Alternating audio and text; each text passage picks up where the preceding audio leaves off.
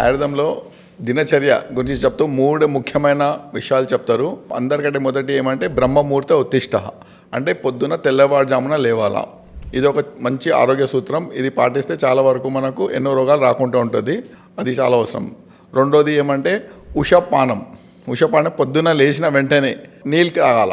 దాంతో ఏమంటే మనం రాత్రిపూట తినే ఆహారం అంతా ఉన్న మలిన పదార్థాలన్నీ పోయి పేగులు మంచిగా క్లీన్ అయిపోతుంది. దాంతో ఎన్నో రోగాలు, ముఖ్యంగా కడుపుకు సంబంధించిన రోగాలు రాకుండా చేస్తుంది. ఇది ఒకటి చేయాలి. దాని తర్వాత మనకి ఏం చెప్తారంటే దంత దావనం, అంటే పండ్లు తోమాల.